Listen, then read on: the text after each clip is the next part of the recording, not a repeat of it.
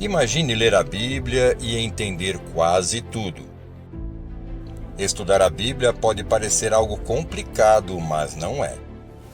Mostraremos a você que é possível realizar uma jornada incrível do Gênesis ao Apocalipse.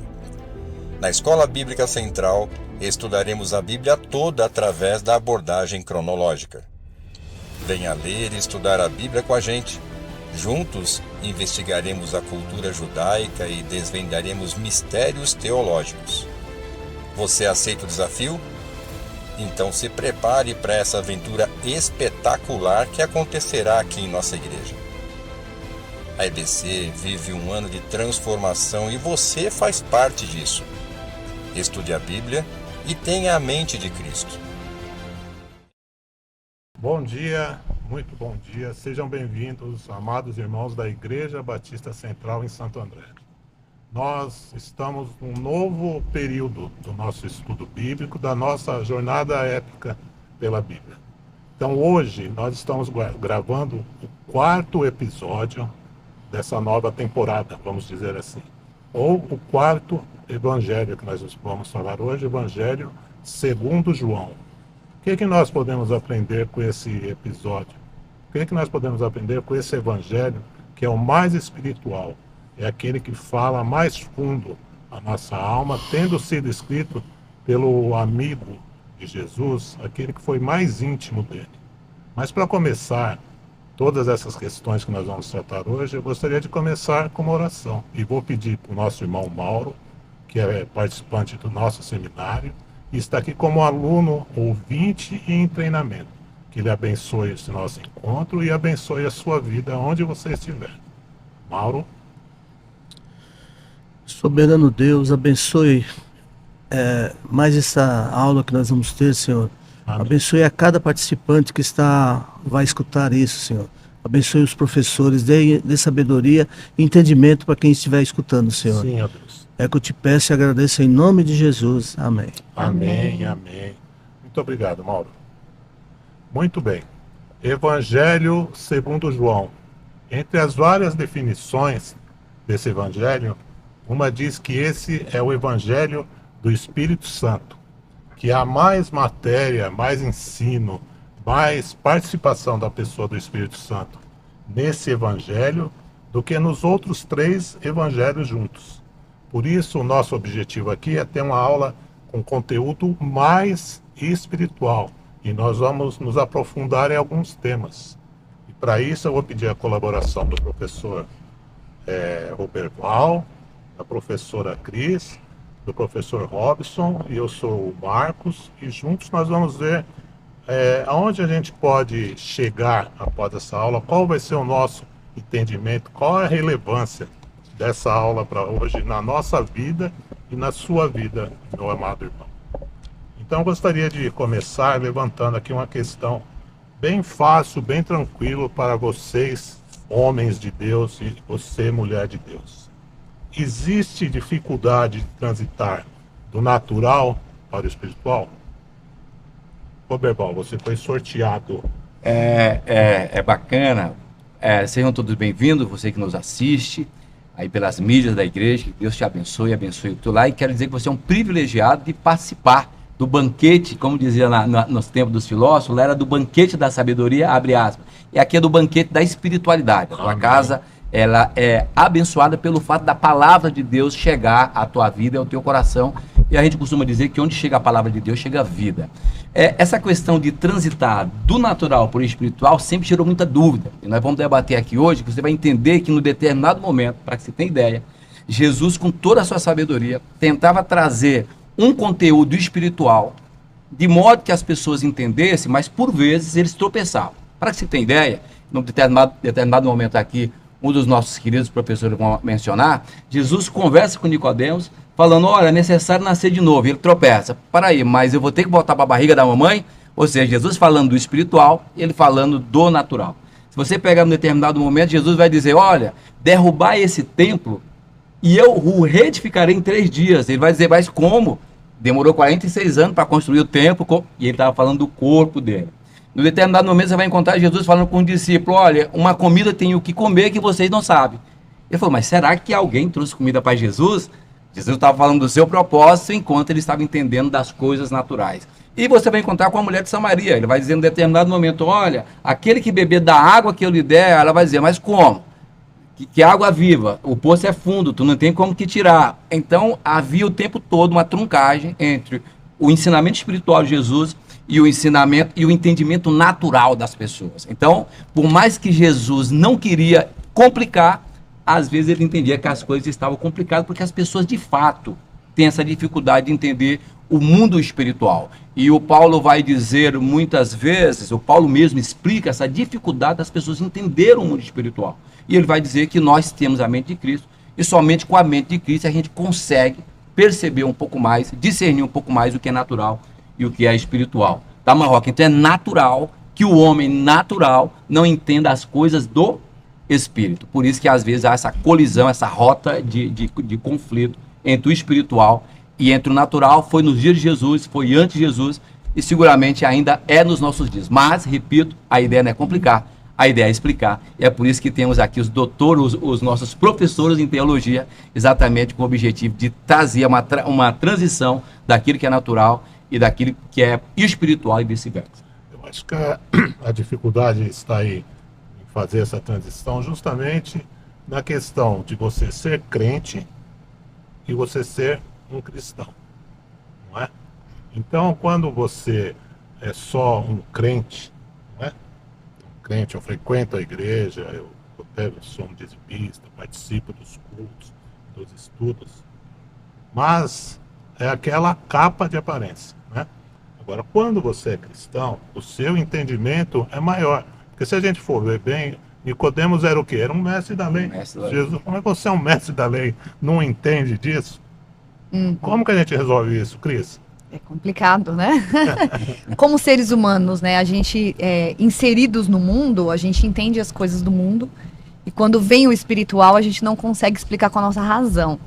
Então, assim, cada um tem sua individualidade. Eu acredito que para certas pessoas é mais fácil.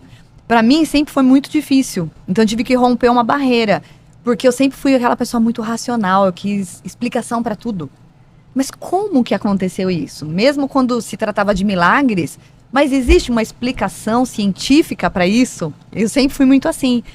Então, Deus vai quebrando a gente aos poucos, até a gente entender que certas coisas não vai ter explicação. Não com a nossa razão. Mas quando a gente faz essa transição do natural para o espiritual, aí a gente percebe que dá para entender com o espírito. Então, isso não vai ser explicável em palavras. É uma descoberta, né? Para um cristão, né? É uma descoberta. Então, eu acredito, assim, para mim, foi libertador quando eu descobri isso. Então, assim, eu não vou ter explicação para tudo, nem tudo vai ser explicável com palavras humanas, e nem a palavra humana vai convencer o meu espírito daquilo. Então, eu aprendi a descansar no Senhor. Né? Foi um longo caminho, mas eu cheguei. Cris, me permita só nesse raciocínio interessante que dias atrás eu ouvi algo alguém falando exatamente isso que a Cris está falando. A Bíblia não explica todas as minhas dúvidas, ela explica tudo aquilo que eu preciso saber. Aquilo que eu preciso saber, com certeza a Bíblia vai explicar, né? Exatamente. Robinho. E eu acho que é importante também, eu acho que o Roberval foi bem feliz na sua introdução, ao citar Paulo aos Coríntios, falando da mente de Cristo. Mas ele começa esse versículo falando que quem é natural, ele não aceita aquilo que é espiritual.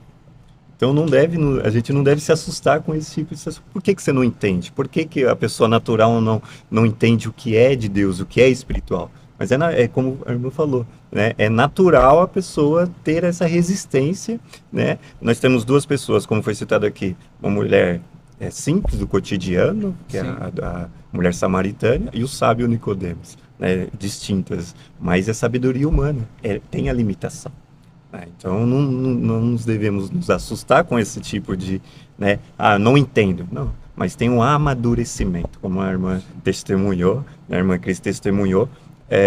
A gente vai amadurecendo, crescendo na fé, e a gente vai, não, como Pedro diz, né, crescendo na graça e no conhecimento. Então. E Jesus, de uma maneira muito simples, ele resolve essa questão, por exemplo, junto a Nicodemos, explicando sobre o vento, né? A gente não sabe de onde que veio o vento, né? Mas só sabe que veio, sente a presença do vento. E o Espírito Santo também é assim, não é? A gente não vê aquele raio de luz descendo. Isso é importante, Marco, porque assim, e nós como, né, pela graça de Deus, estamos transmitindo a palavra, seja aqui na igreja ou no dia a dia, olhar para a Bíblia e ver como a sabedoria de Jesus em abordar os temas, né, a estratégia, usando o cotidiano e tudo mais, é o que a gente está fazendo, é um desafio. Como apresentar o Evangelho de João, né, a gente passou pelo Antiga Aliança, o Antigo Testamento aí, como dizer de uma forma que o mais conhecedor e o mais indouto também possa compreender, né, e ter a revelação da parte de Deus. É um desafio, mas Jesus já nos deu a direção. Uma das belezas do livro de João é isso, né? Tem um teólogo que diz que quando a gente olha o Evangelho de João pela sua simplicidade, é como uma piscina infantil, simples, né? Rasa, você pode entrar ali, não tem nenhum perigo. Mas ao você entrar naquela piscina, você mergulha num oceano profundo, não é? É desse jeito, né? É uma sabedoria que a gente, meu Deus, como pode? Que profundidade. Não é? E tem uma questão também que a gente está muito limitado no nosso tempo e no nosso espaço, não é? Então, se você tem o olhar de eternidade, que foi uma coisa também libertadora para mim. Não tem coisas que a gente não entende na nossa vida, por exemplo, a despedida e a morte. Com os nossos olhos, a gente sofre muito. Mas quando você tem um olhar de eternidade, aí você pensa assim, essa pessoa que eu amo voltou para casa. E lá é o meu lar também. Então eu também, não é? Eu também vou voltar. Só que ele foi antes. Esse olhar acalenta o coração. Te dá um conforto, você fala, é verdade, por que a gente vai brigar com Deus por causa disso, como se ele tivesse arrancado alguém da gente? Ele não tá arrancando. Ele levou a pessoa e a pessoa tá melhor que a gente. Não é? Já cumpriu a missão, já tá lá tomando cafezinho celestial, né? Nessa daí eu me lembro de um moço que gostava muito de fazer ilustrações. E ele dizia, um moço cristão, um moço de fé, alinhado com os propósitos divinos, com uma visão clara da imortalidade da alma e da eternidade. E aí ele dizia o seguinte para os filhos dele quando se reuniam na mesa. Falou, olha, quando eu nasci, eu chorei e meus pais se alegraram. Agora, quando eu morrer, vocês vão chorar e eu vou me alegrar porque eu vou estar na eternidade com Deus. Então, ainda que aqui fica pranto, quem está em Cristo realmente é um plano. E algumas vezes o Paulo ali, ele entrava num momento de conflito pessoal.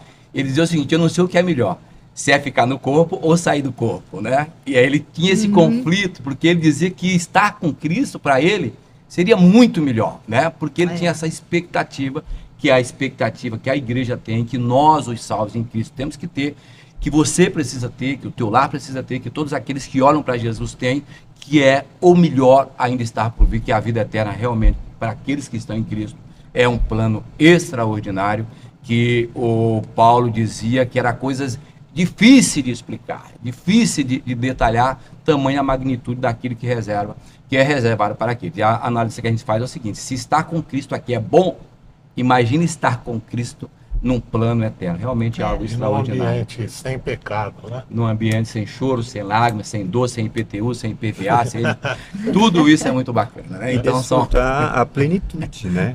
Porque, querendo ou não, é um conta-gotas, né? Não recebemos, né, tudo, até da parte, por exemplo, nós estamos falando do Evangelho de Jesus aqui, né? Era um Jesus encarnado, né? E na eternidade é a plenitude. Veremos como ele é e assim por diante. Né? E a questão da pergunta, o princípio, né? A base é discernir o que é espiritual espiritualmente, né? E não ao contrário, porque senão estamos fadados ao erro. Exatamente, até a heresia, né? Até a heresia. Segunda questão. Na aula, nós mencionamos Jesus como o verbo, ou como a palavra. Como entender Jesus como pessoa, como o Robinho acabou acabou de falar, o homem humano na sua humanidade e na sua divindade também, ser o verbo de Deus. O que é ser o verbo? O que significa ser o verbo de Deus? Quem pode começar a responder? Voluntariamente. Pelos olhares, não foi algo voluntário, não, mas tudo bem. Mas a Ninguém Cris foi viu. aqui. Cris, fica à Ninguém vontade, viu. Cris. Honra. Vamos então do princípio, né? Essa palavra, o ser o verbo, né? Simplificando, o logos significa razão, a razão de todas as coisas. E aí fica um pouco mais fácil da gente entender. Jesus é a razão de todas as coisas. E aí, ele mesmo declarou, no livro de João a gente vai encontrar 7 vezes essas declarações. Eu sou. Então ele disse, eu sou o pão da vida, a luz do mundo, o caminho, a verdade e a vida, a videira verdadeira, a porta, o bom pastor, a ressurreição e a vida. Então quando a gente pega esses elementos aqui para entender, ele fala de pão, de luz, de caminho, de videira, de porta, tudo símbolo, Sim. não é? Então, a gente entende dessa maneira, o que é ser o pão da vida? É alimentar. Então, ele é o nosso alimento. O que é ser a luz do mundo? Ele abre o caminho através da claridade dele, natural, através da luz que vem dele, né? Então, o que o caminho faz? Leva a gente para um lugar. Então, ele leva a gente para a verdade, para a vida e para a eternidade.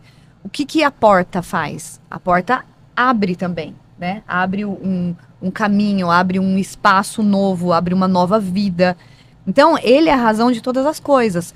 Quando a gente estuda, por exemplo, está fazendo uma faculdade, né? Então tem a biologia. A logia, né? É o estudo, bio, vida, então a razão da vida. Né? A razão da vida, a psicologia, a explicação da mente humana. Qual é a razão para tudo que pensamos, sentimos? Então, quem é essa razão? Quem dá razão para tudo? Quem responde às nossas perguntas mais difíceis? Jesus. Então, ser o verbo é ser a explicação de todas as coisas, é ser o princípio de todas as coisas. Então, quando a gente tem dúvida, acho que como seres humanos, o nosso maior erro é buscar resposta em outros lugares, em religiões, em pessoas influentes. É aí que a gente erra. E ele está dando o caminho para a gente não errar. Eu sou a resposta, eu sou o caminho, eu sou a porta, eu sou a luz. Então não vá buscar em outro lugar. Eu sou o alimento, por que você vai se alimentar em outro lugar? Para quê? Porque a gente vai bater a cabeça, não é? A gente vai errar, a gente vai pecar. Mas ele está dizendo que ele é o verbo. Então ele é tudo. E a gente estando no caminho, não só no caminho dele, mas estando caminhando com ele, a gente não erra, né? Então, qual que é a nossa missão? Ao descobrir o que é o verbo e quem é a razão de todas as coisas, é libertar as pessoas para isso também, né? Assim como nós fomos libertados também. Muito bem. Respondido? Robinho, concorda com Vamos lá. isso? Plenamente, como não concordar, né? Mas é interessante quando a gente se depara com esse texto, né? O 7 eu sou ali. Por que Jesus usou esse termo, né? Eu sou. Né? E eu lembro logo no início, eu estudando sobre isso, eu tenho essa anotação, é o eu sou do Êxodo. Sim. É o eu sou da sarça. Eu sou me enviou. Quando Moisés questiona, né, no capítulo 3, se não me engano, vão me perguntar em nome de quem eu estou aí. Né? E o eu sou te enviou. É por isso que os judeus eles tinham tanto temor em falar em questão do nome de Deus, que eles até não queriam pronunciar, escrever, né? E nem obedecer, né? E nem obedecer É muito também. não, né? É muito não. Por quê? Porque no capítulo 8 de João, no verso 58, ele diz, antes que Abraão existisse, eu sou. Isso feriu de tal maneira os judeus ali, que tentaram o apedrejar após isso. Né? Então esse eu sou é impactante. Né? É impactante diante de tudo isso que a Cris levantou, porque é a razão de tudo, é dele, por ele, para ele. Né? E ao mesmo tempo, ele trouxe uma questão, né, de eternidade, de divindade. Como Deus falou no Antigo Testamento. Sim. Isso é igual o Marco falou. É muito profundo. Não é somente um eu sou. É perguntar, eu sou o Robson. Tá. Rasíssimo. Bem, e daí? E daí? Né? E daí? Né? Mas é o antes que era de todas as coisas, Sim. falando eu sou. É aquele que disse a Pedro sem o conhecer, falando assim, ó, eu quero seu barco. É a palavra, é o verbo falando ali. Ele falando assim, ó, sobre a sua palavra eu vou fazer. Estremeceu ali. Não era qualquer um pedindo, né? Eu chegar em Pedro e falar, Pedro, peça seu barco. Pedro do jeito que né? Ele falou, é o eu sou falando, é o verbo falando ali. Olha, quero utilizar o seu barco. Muito bom. É diferente, é diferente. Ô, Marroque, alguns teólogos, eu me filio à tese desses teólogos que dizem que Jesus, quando veio a falar o eu sou, antes ele mostrou para eles que ele era. Quando Jesus os chama, vem, segue-me, e eles começam a ver uma série de milagres, a figueira secando, andar sobre as águas, multiplicar pão, multiplicar isso, transformar água em vinho, até ali Jesus não tinha falado eu sou. Depois que eles veem o poder de Deus na pessoa de Cristo, aí Cristo fala agora, vocês têm dúvida? Eu sou. Aí ele começa a série de eu sou, para que eles não tivessem mais dúvida. Poxa, realmente eu acredito que seja. Por quê? Porque já vimos isso, já vimos aquilo, já vimos aquilo, já vimos aquilo, e ninguém fez. Mas não apenas fez, ninguém falava, porque Jesus tinha duas coisas interessantes. Cris pontuou os eu sou aí, foi muito feliz, mas é interessante que Jesus era tanto em feito como em palavras, né? Em feito, ele era sem precedente, e em palavra, os enviados, os servos, que eram enviados pelos doutores da lei, pela nata da sociedade farisaica, do judaísmo, olha, vai lá e vê como que é. Eles voltavam e falavam o seguinte, olha, ninguém fala com esse cara, que esse cara é fora da curva, não dá. Ou seja, Jesus era forte em obras, ele era o eu sou em obras, e ele era inconfundível nas suas palavras. Tanto é verdade que no retorno dos discípulos do caminho de Emaús, depois a conclusão que se tem é o seguinte, olha, por acaso não ardia os nossos corações só em ouvir o moço falar, porque ele era forte em obras, ele era o eu sou completo. Por isso que o Robson foi muito feliz em dizer, quem é o Robson, né? E também quem é o Roberval, né? Quem somos nós? Mas Jesus realmente por isso que o evangelho é tão forte, porque está firmado na rocha que é Cristo, que é o eu sou de Deus. Essa é a condição que a gente tem. Graças a Deus por isso, né? Eu sou o verbo, né? Jesus O diz, verbo é ação, né? é a ação. É. Jesus é a palavra, né? A palavra de Deus. Jesus é o alfa e o ômega, é a primeira e a última letra. Jesus há todas as respostas. Sim. Quando os discípulos começaram a abandonar Jesus, Jesus pergunta para um dos seus apóstolos, vocês também vão me abandonar? O que o discípulo respondeu? Pedro responde, Só tu tens a palavra da de vida, vida eterna. né? Então só ele tem todas as palavras, tem todas as explicações e tem todas as E respostas. ficaram atraídos pela palavra, né? Sim. Olha, não dá para ficar longe daquilo que você está falando. É isso que ele está dizendo. Eu preciso continuar ouvindo isso, né? Eu preciso continuar ouvindo esse discurso. É por isso que nós somos atraídos pela... Imagina se fosse um cristianismo sem a palavra, queridos. Ficaria muito vazio, né? Então, Sim. esse eu sou revelado na própria palavra é o que nos atrai, né? Você passa de longe, ouvindo uma voz. Eu me lembro que eu estava uma vez no centro de São Paulo. O centro de São Paulo é muito tumultuado. E estava passando a canção da Aline Barros, nunca esqueci disso. E alguém colocou um som bem alto, Aline Barros ali e tal, e uma canção que falava da divindade de Jesus. Mas é impressionante a unção que estava na letra, que a letra, na verdade, nada mais é que a palavra, que um monte de gente começou a parar e ficar procurando de onde vinha o som. Por conta da unção, da graça, não da voz da moça, que também é uma bela cantora, não vamos tirar o mérito da Aline, mas pelo conteúdo da Pelas canção, palavras que era a palavra. Quando eu ouvi a primeira vez a palavra de Deus, eu sou nordestino, eu vim do Nordeste, e todo nordestino que se dava luxo ia na Praça da Sé, conhecia a Praça da Sé, etc, etc. E tinha um pregador ali, pregando ardentemente e tal. E eu me lembro que, nunca tinha ouvido falar do Evangelho. Eu me lembro que, família católica, aquela tradição católica nordestina. Quando eu chego, aquele moço pregando com a unção, eu parei ali, fiquei ouvindo o Evangelho até o moço. Não decidi Jesus ali, mas naquele dia eu nunca esqueci. Eu tinha 17 para 18 anos, nunca esqueci da graça com que ele falava. Não porque era ele, qualquer pessoa faz um bom discurso, mas pela palavra que pregava. A palavra de Jesus realmente, ela prende a atenção. Por quê? Sim. Porque é a alma, é a água chegando no coração sedento. Mas isso é só um adeno, como essa graça de hoje termos essa oportunidade traz uma responsabilidade.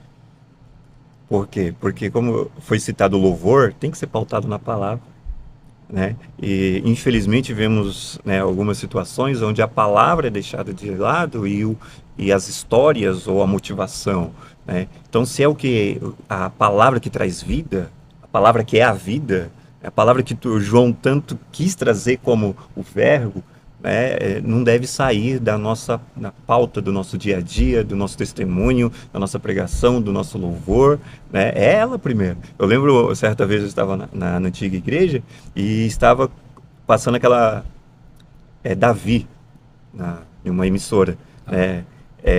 A série. Isso, a série Davi lá da emissora. E, enfim, chegou no domingo, o pregador estava falando sobre Davi, né? E a pessoa não concordou com o pregador. Falou, mas na série fala diferente, eu vi lá, é diferente. Aí eu falei, tá, o pregador falou A, você ouviu B na série. E o que diz a sua Bíblia? Aí ela, se alimentar só, né, veio do púlpito, legal, né, mas é palavra, é se aprofundar, é se alimentar, é se enriquecer, é se nutrir da palavra, né? Então, assim, é a palavra. Precisa falar para O ele verbo. que os cristãos de Bereia, né, tem que ir lá Os conferir. bereanos, né? Então, o princípio é a Os palavra. Cristãos xiitas, né? Que vai, opa, tá escrito, tá, então tudo bem. Tá escrito, Jesus Posso usou, pegar né? Tá escrito. um atalho Pode falar. rapidinho? Eu não queria me estender, mas é que a gente está falando e eu estou pensando aqui. Sim. O coração das pessoas está tão endurecido e a gente está num mundo de tantas teorias e ideologias e às vezes tudo isso que a gente está falando, a dureza do coração da pessoa faz com que ela não ouça a palavra de Deus como a gente tem a terra fértil, Sim. a semente é lançada e ela floresce. Mas tem gente que tem a terra seca. E aí a gente não consegue alcançar. E aí, principalmente os jovens, né? Adolescentes e jovens. E a gente vê aí a teoria do evolucionismo, a teoria criacionista. E aí eles falam que a teoria criacionista é coisa de crente, né? Então eu queria só fazer uma observação sobre a teoria do design inteligente. Por quê? Porque muitos chegam a Deus através da natureza, da criação, sem perceber. Às vezes vai pela ciência. Então, a pessoa quer entender e quer provar que Deus não existe, que aquilo é fruto de uma evolução, né? E quando a pessoa entra nesse mundo, se ela começa a se quebrantar através da natureza, porque a palavra diz, indesculpáveis vocês são. Porque mesmo que ninguém pregou a você, mesmo que a palavra não chegou até você, você tem toda a natureza para observar a criação. E como é que você pode falar que aquilo é fruto de uma explosão? Então, quando você começa a mergulhar dentro de uma criação, seja um girassol, seja um animal, um passarinho, uma flor, uma árvore, né? A beleza de uma árvore, por exemplo, você vê como é que pode uma semente, e aí você vê aqui a semente e fala, ela vai se transformar naquilo, você vai acreditar? Como que pode? O negócio é desse tamanho, você joga na terra, vira árvore e ainda vai ter fruto para eu comer, né? Então, muita evangelização pode acontecer assim, porque a gente vai falar da palavra, as pessoas estão rindo da cara da gente, porque parece que é tudo tão ridículo para eles, né? Como é povo manipulado, aí você acredita nesse livro, né? Que crédito você está dando para esse livro? Como você acredita, mesmo que você mostre até a parte arqueológica, histórica, mesmo assim as pessoas falam que a gente está bitolado, não é? Então, hoje a gente tem que pensar nisso também, né? A pregação através da palavra para os corações sensíveis. E a pregação através da beleza da criação para os corações endurecidos, né? Precisam da fonte da água viva, né? Para molhar aquela terrinha dura deles, né? Você falou em coração ressecado, né? Como terra seca, né? Terra seca. Eu gostaria de juntar aqui duas questões, que são a questão 3 e a 4, que falam sobre água, né? Primeiro fala assim, o que significa batizar com água e com fogo? E o que é nascer da água e do Espírito? Porque esses fatos estão interligados, né? Sim. Ele olhou para mim assim com a sede tão grande de dar essa resposta primeiro. Eu também percebi. eu Eu tava até já falando, tô Consenso, sentindo aqui. isso, tá? Consenso. Robson, você tem a palavra. O que é nascer da água e do Espírito? E o que é nascer, e o que significa ser batizado com água e com fogo? Certo. Pedir ajuda para os universitários não dá. Tá com você. Não, mas eu acho que é interessante eu acho que é um simbolismo muito interessante aí, porque ele usa um elemento água e a gente vê nas duas questões, né? A água, né? Enfim. E quando se fala de batismo na água, é mergulhar, né? Nós somos gerados dentro de um ventre em água.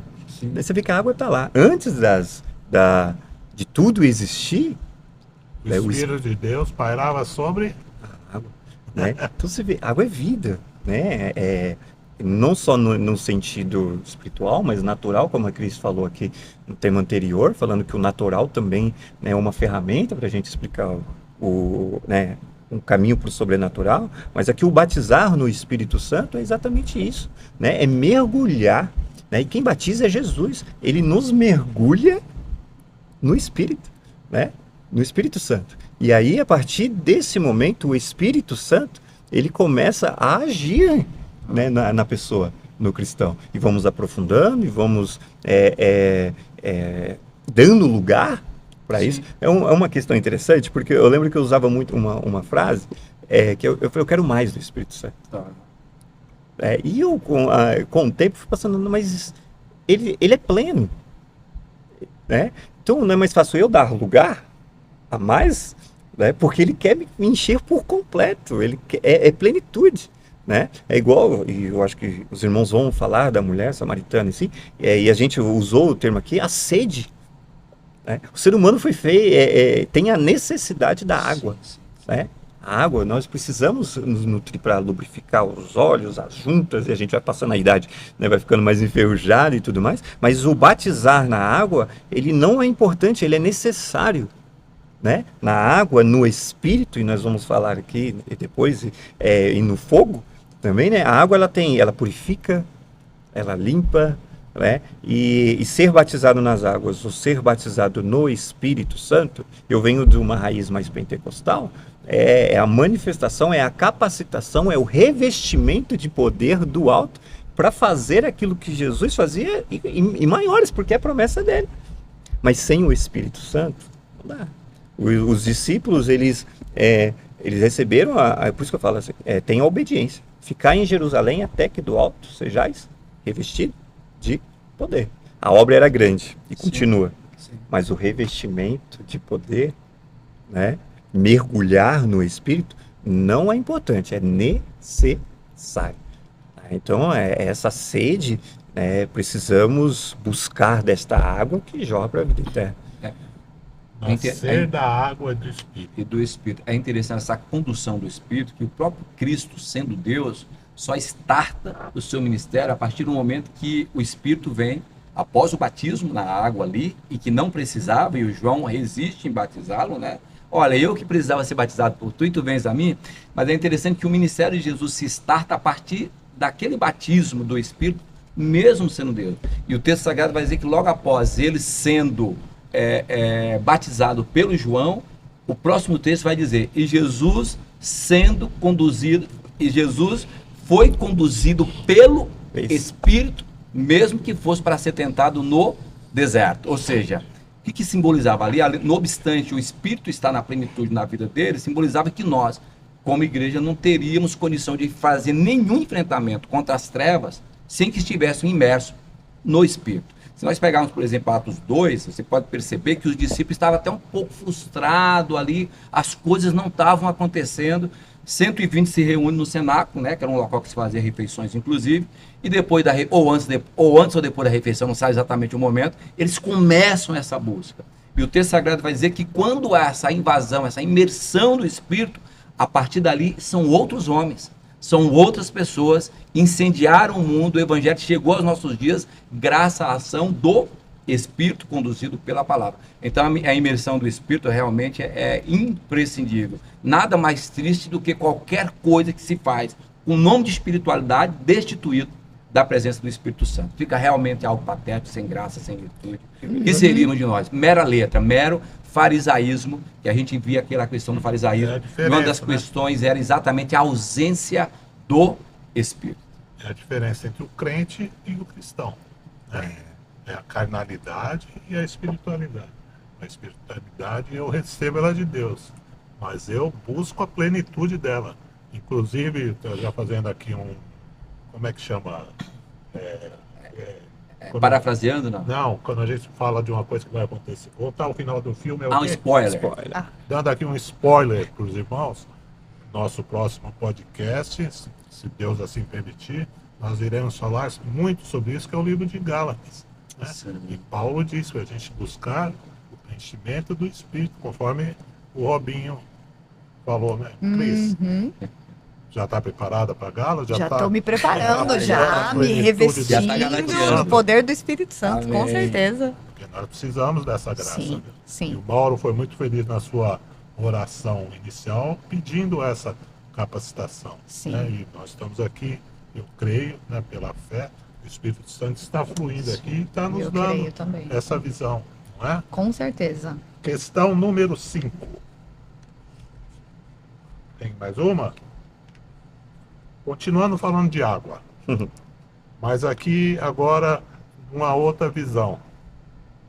Você já ouviu essa frase? Puxa vida, Roberto, você mudou da água pro vinho, hein? Você com 17 anos andando lá na Praça da Sé, com aquele cabelo vasto. Tá, lançado, Ao vento. resvalado pelo vento É. ali, assoprando assim, enfim. O que foi que aconteceu com você que houve essa mudança da água pro vinho? Na verdade, o texto sagrado vai dizer que todos aqueles, se você pegar na Bíblia, todos aqueles que tiveram encontro com Jesus, trafegaram numa nova direção. Se você pega os reis, os magos do Oriente que vieram ver a Jesus, passa por Herodes, e Herodes fala o seguinte: vá ver o menino, quando ver, me traz as novas de onde esse menino está, para que eu vá adorá-lo. E a Bíblia vai dizer que por divina revelação eles vão para outro caminho, que todo mundo que encontra Jesus passa a ter uma nova direção. Um dia eu ouvi o Evangelho, tive uma nova direção. O que de fato tinha no meu coração e que está no coração de todos é que todo mundo tem sede. Essa é a grande verdade. Todos nós temos sede. As pessoas têm sede de amor, as pessoas têm sede de verdade, as pessoas têm sede de reconhecimento, as pessoas têm sede de acolhimento, as pessoas têm sede de eternidade e, sobretudo, as pessoas têm sede de Deus. Essa é a grande realidade. Então, a sede é algo inerente. Agora, como tem sede em tudo que é lugar, a Bíblia tem água em tudo que é lugar. No princípio criou Deus os céus e a terra. A terra era sem forma e vazia. Havia trevas sobre a face do abismo. E o Espírito de Deus se movia onde? Sobre a face das águas. No primeiro livro, em Gênesis capítulo 1, fala de água. No último capítulo da Bíblia, que é Apocalipse 22, eu queria até lê-lo, só para que se tenha ideia. Olha que coisa bacaninha, do ponto de vista teológico. E mostrou-me um rio puro de água viva, claro como cristal, que procedia do trono de Deus e do Cordeiro. Tem água no começo da Bíblia, tem água no final da Bíblia, porque Deus colocou água em tudo que é lugar na Bíblia. Se você cavar a Bíblia, você vai encontrar água. Entendeu? O lençol freático da Bíblia é muito rasinho. Você cava um pouquinho e encontra água. Tudo que é livro da Bíblia tem no mínimo 66 poços de água na Bíblia. Cada livro tem no mínimo um poço d'água. Porque aqui onde você cava encontra água. Porque Deus sabe que a alma humana tem muita sede. Então, nós vamos encontrar, por exemplo, em João capítulo 4, nós estamos falando aqui do livro do Evangelho segundo São João. É interessante dizer aqui, você que nos assiste, que é um evangelho de João 90%, como ele não é sinótico, não existe muita semelhança entre Mateus, Marcos e Lucas, 90% do conteúdo de João não está nos demais evangelhos. Sim. E dentre esses 90%, o texto clássico da mulher samaritana. Nesse texto aqui, Jesus, que aqui tem vários simbolismos, se você pegar nesse texto, você vai ver que Jesus premeditou o encontro com aquela mulher. Só em 2 lugares na Bíblia, Jesus tem sede. Jesus tem sede na beira do poço e é curioso. O que é curioso nesse texto? Você que nos assiste, você que conhece Bíblia, e que aqui, eu sou o menor da tribo dos 4 aqui, eu sei que todos eles são meus mestres, mas você vai entender que Jesus teve sede 2 vezes na Bíblia. Primeiro na beira do poço, e não deram água. Se você vai ler o texto de João capítulo 4, Jesus fala: eu tenho sede, mas ninguém bebe água para Jesus. O texto termina, é o maior diálogo, a maior conversa individual da Bíblia, registrada por Jesus com essa mulher. Todos os demais diálogos na Bíblia, individual, é menor. Mas água que é bom nada. Mas Jesus não bebe. Quando Jesus disse, tenho sede, que estava lá na cruz agonizando, também não deram água. Nem deram água para Jesus aqui, queridos, olha que malvadeza. Nem deram água aqui, e nem deram água quando ele estava agonizando na cruz. Deram o quê? deram vinagre. Por quê? Porque Jesus é a própria água, né? É ele que sacia a nossa sede. Então chega ali uma mulher extremamente sedenta. E aí, mais uma vez, o conflito que nós já comentamos. O espiritual com o natural. A dificuldade de entender por quê. Porque o texto vai dizer que o homem natural, ele não entende das coisas do espírito. E ela chega e Jesus é sábio nesse momento do poço. Por quê?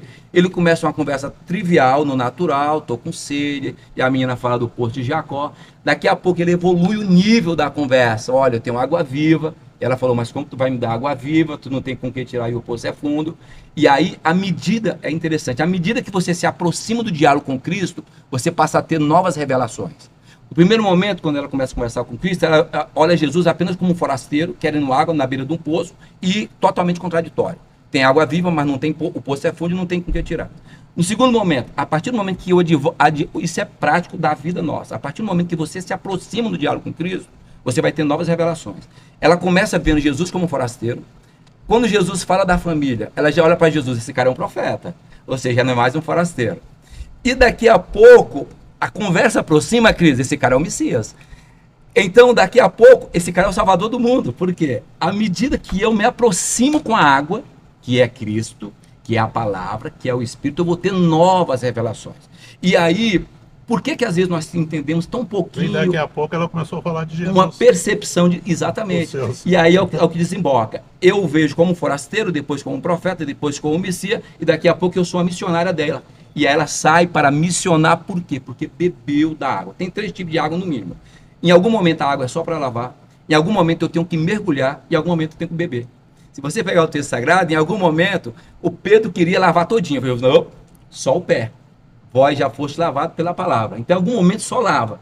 Em outro momento, eu tenho que beber. Aí Jesus falou, eu tenho água viva, se você beber, essa água que eu te der, ela vai te tornar num poço de água que jorra para toda a eternidade. Em alguns momentos, você tem que mergulhar na água. Tanto é verdade que tem um batismo, que é verdadeiramente a necessidade. Então, em qualquer cenário que seja, quer seja água lavada, quer seja água bebida, quer seja água mergulhada, a água é Cristo. Então, em qualquer cenário, posso fazer uma ilustração aqui? Conta-se de um moço bem-sucedido na família, bem-sucedido nos negócios, com um bolso cheio de dinheiro, tinha mais dinheiro do que o Robson e o Marroque junto. Tinham muito dinheiro esses dois caras. Só não que a criança, mas tinha muita grana esse cara. E aí, esse cara estava realizado em todas as áreas. E ele procurou um terapeuta porque ele estava muito triste. E aí ele passou muito triste, ele queria encontrar sentido e perguntaram para ele o seguinte, poxa, tive uma ideia, faz uma viagem, você tem muito dinheiro, vai viajar. Fez aquela viagem dos sonhos, uma viagem religiosa, Roma, Egito, Israel, voltou, continuou triste. Para fazer compras, vá lá para Berta Brasil Boutique, lá na 5ª Avenida de Nova York. Vá passear em Nova York e gaste todo o seu dinheiro em Nova York, porque você tem mais dinheiro do que o Marroque e o Robson junto. Vão passear lá. Foram passear em Nova York, voltou, continuava triste. Caramba. Chegou o melhor circo da cidade, o circo do mundo, o Cirque du Soleil. Você precisa ir, que tem um palhaço extraordinário lá, você precisa ver esse cara.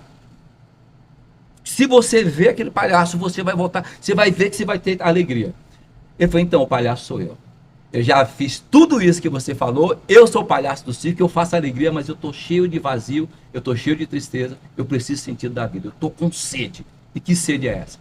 Essa é a sede de Deus. Enquanto o homem não encontrar com Deus, enquanto o homem não beber daquele poço da água viva, ele vai ter dinheiro, ele vai passear, vai ter mais grana do que o Marroque e o Robson junto, ele vai ter tudo isso, mas enquanto não tiver a água viva dada por Jesus Cristo, tanto é que quando você adquire aquela água, você abandona o cântaro, que é o velho estilo de vida.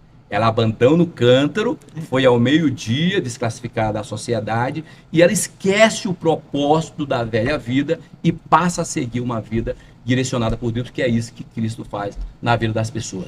Quem bebe dessa água, nunca mais, o quê? Terá sede. Por quê? Porque você encontra o sentido da vida. Quando você encontra isso, está tudo certo. Por quê? Porque você passa a ter a visão da salvação. Jesus falou que bebe, você vai ter uma visão de eternidade, uma água que jorra para vida eterna. Quando você tem isso, o resto é tudo acessório, porque eu tenho o bem principal, que é a água da vida. Amém. Agora o Marroque tem que fazer o apelo e a gente termina o podcast, porque o pessoal vai aceitar Jesus agora, hein? Então eu acho que me extrapolei na minha da água para o vinho. Foi muito bom. Né? A água tem, além disso, tem vários outros simbolismos, vários outros significados mas o testemunho do irmão Roberval foi muito bonito, Foi. muito belo, Uhum. nos esclarece muita coisa. Mas a questão é a mudança da água para o vinho. Então a água é a vida, né? Resumidamente falando. E o vinho é a alegria. Aonde entra o vinho do Senhor na nossa vida? Senhor Robson e senhora Cris. Acho que assim, o interessante é que Jesus ele disse que estaria conosco, né, todos os dias, né, mas ele não fala que tipo de dia será esse, né? E a gente né, passa pelas lutas, dificuldades, enfim. E como se alegrar? Regozijar sempre, como a Bíblia diz. Nos alegrar, né? É somente desfrutando, bebendo dessa água. Por quê? Porque a alegria, essa água que vem dele, mesmo em meio à dificuldade, podemos ter experiências. A Cris falou a Cris falou no início aqui, referente a um desafio, que é a morte, quem vence, né? Mas o cristão tem essa esperança, né? Então, a alegria, né, de servir ao Senhor, de fazer a obra do Senhor, né, de estar aqui com os irmãos falando, né, sobre a palavra, essa alegria é independente da circunstância. Amém. Independente da circunstância, né? Então, mesmo se tiver luta em casa, se tiver dificuldade no trabalho, se tiver escassez, né, na vida, né, vai ter algo ainda do céu para as nossas vidas. Vai ter, né? Porque essa água, como já foi dito aqui, ela jorra para a eternidade, né? E assim como o Roberval falou, o ser humano ele é sedento. Infelizmente, às vezes ele torce a sede para querer saciar com outra situação e nunca vai saciar. Porque quem dá essa plenitude, quem pode saciar essa sede, é somente Cristo, através do Espírito. Cris, completando, Se molhando fechando, mais ainda. mergulhando, né, nessa piscina infantil que vira aquele Aham. oceano Muito- profundo, né? Vamos falar do vinho ainda, né? Pode Quero falar. que você fale do vinho, né, que eu gostaria de pedir que você fale sobre o vinho e fizesse, né, a sua última colocação, assim como o Roberval, Uhum. o vinho. Eu também falarei coisinha breve. Tá, Depois o irmão Mauro vai orar, né, encerrando. amém. Né? Tá. Começamos na bênção da oração e vamos concluir na bênção da oração. Amém, amém. Então, nesse primeiro milagre, né, público de Jesus, a gente tem muito, né, o que Sim. aprender. Então, ele mostra que ali a transformação da água para o vinho, e eu queria colocar isso como um simbolismo, né, do que é transformar algo comum, que não é tão comum assim, né, Sim. quando é água que jorra a vida, né, mas algo comum para algo extraordinário. Então, como que isso acontece na nossa vida, né?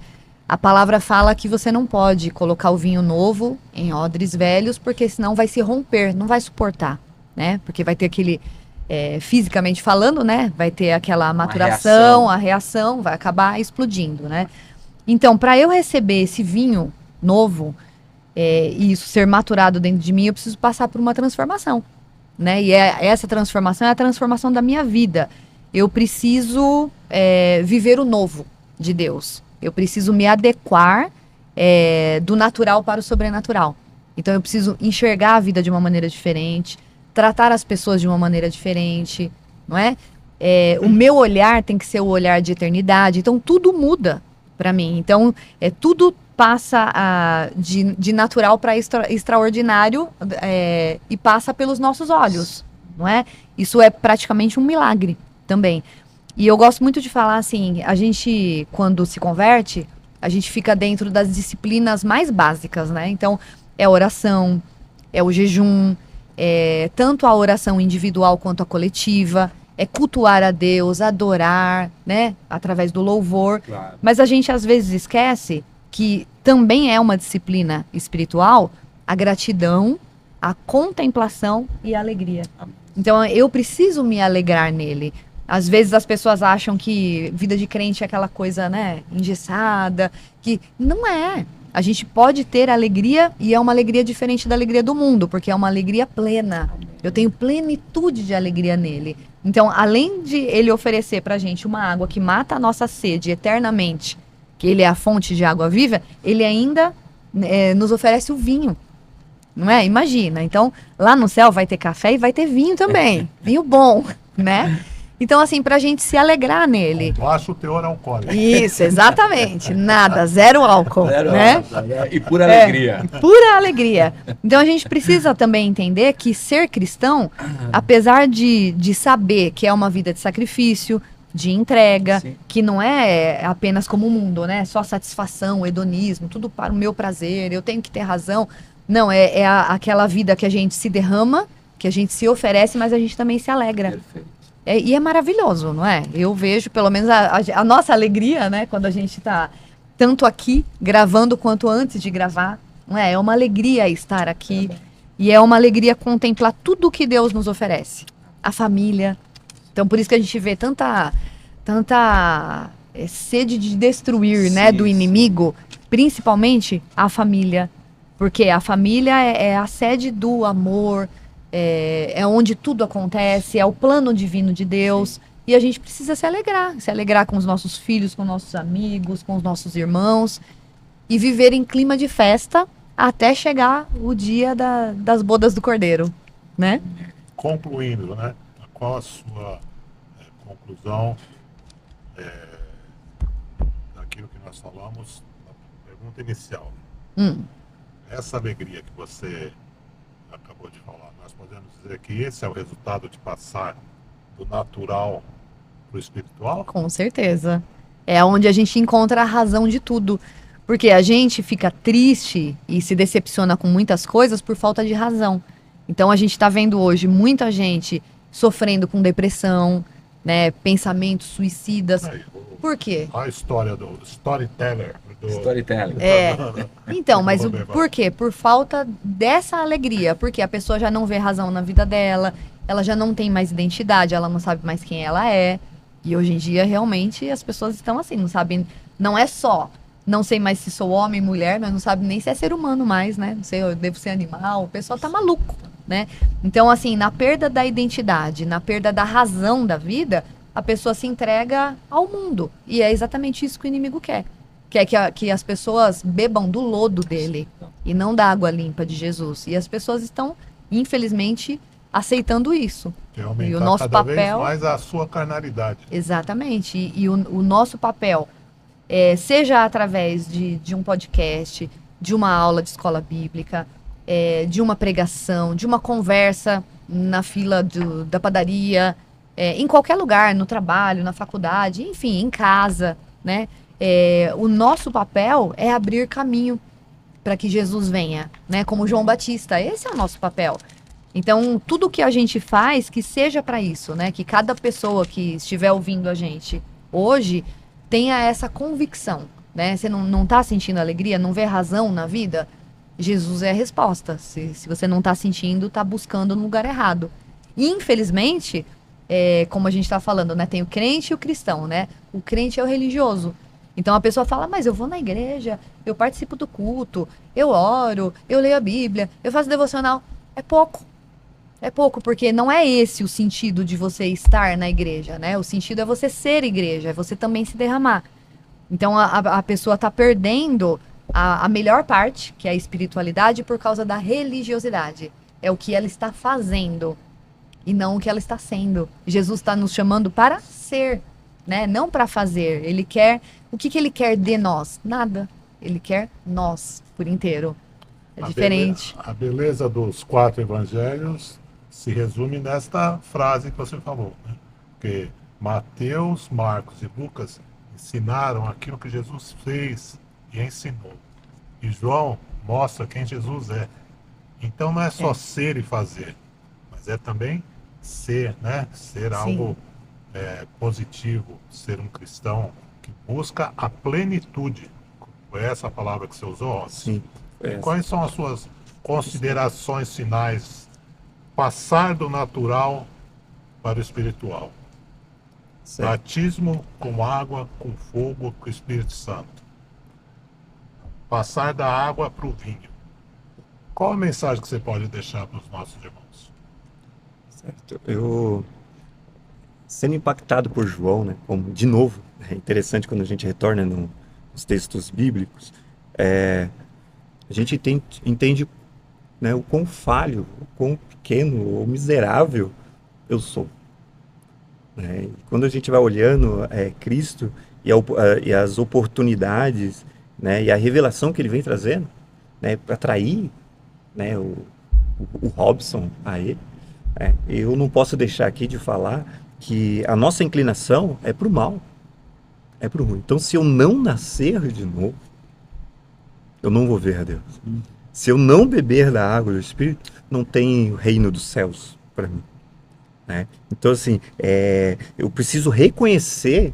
Eu fui questionado na empresa essa semana, que por que Deus é tão mal em certos momentos da Bíblia?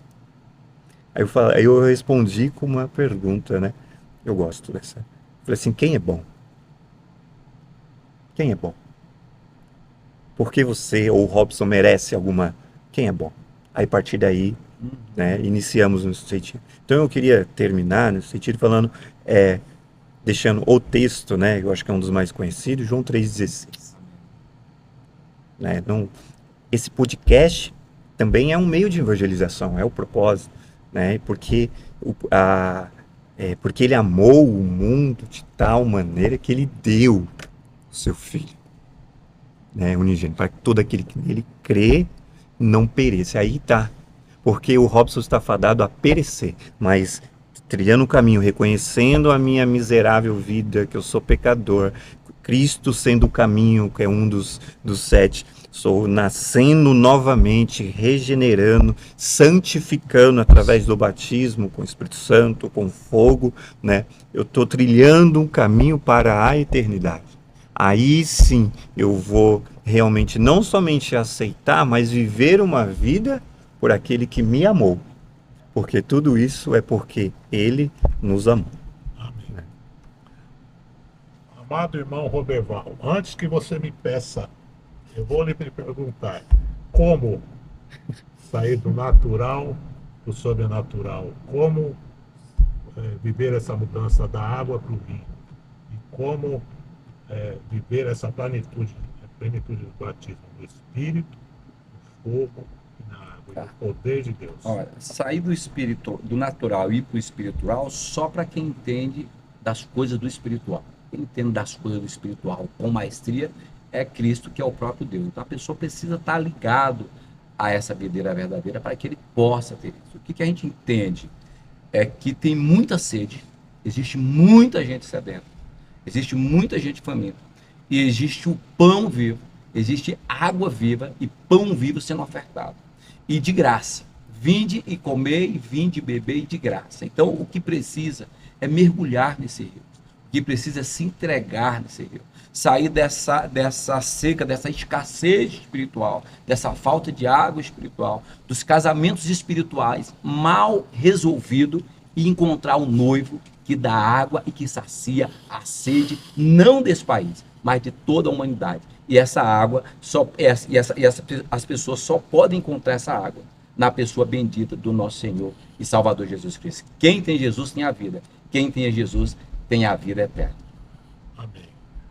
E dessa maneira nós concluímos este podcast hoje, trazendo para você um pouco, isso aqui que nós falamos, é uma mínima parte, é uma gota d'água no oceano da beleza do Evangelho segundo João, uma gota d'água da beleza de viver o Evangelho segundo Jesus Cristo. E eu quero te convidar, você, leia a sua Bíblia. Nós estamos nessa campanha de leitura épica da Bíblia. Na verdade, o nosso objetivo, além de te mostrar um pouco da beleza, da santidade, da beleza da Palavra de Deus, é te estimular que você leia a sua Bíblia. Leia e pratique. Você tem alguma dúvida? Fale com o Roberval, fale com o Robson, fale com a Cris, que é o que eu faço. Então, meus irmãos, assim como nós começamos sendo abençoados por uma oração que nos deu esse revestimento, essa capacitação, eu vou pedir para o nosso querido aluno, participante, já membro do nosso grupo, né, que encerre esse nosso encontro com uma oração. Mauro?